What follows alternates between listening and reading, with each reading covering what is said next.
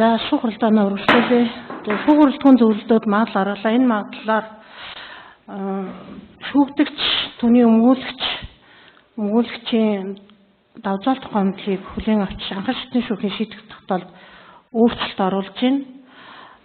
Хэрэг давагдсан баримтаар бол хэргийн үйл баримтуул нотлогдож тогтоогдсон хэргийн зүйлчлэл зөв амжилттай болсон. Эргүү үеийн холбогдох зүйл залтыг бол зөв тайлбарлаж ирсэн.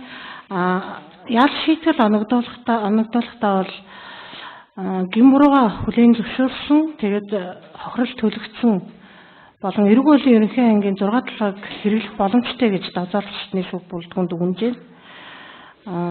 Хохирогчийн одоо шүүгдэгчийн хувийн байдал зэргийг харгалзан үзээд тэгээд 6 талаар хэрэглээд ялыг анхан шатны шүүхээс оногдуулсан ялыг 1 жил 6 сар болгож байна. 1 жил 6 сараар тогтоогоод шийдэх тогтоолын тэгээд зарим залтад өөрчлөлт ороод үлдсэн ер нь бол хэвээр үлдэж шийднэ гэсэн үг.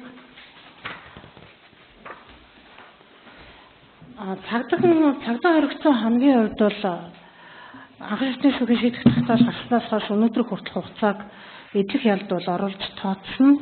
Магадлалыг иш зөвшөөрсөн тохиолдолд хууль заасан үндслээр бол улсын дээд шүүхэд 14 хоногийн дотор хяналтын журмаар бол давзаалтах гомдол гаргах хэрэгтэй. Ойлгосон уу магадлалын агуулгыг? За шүүх хуралдаан хаалтны мэддэг дээ.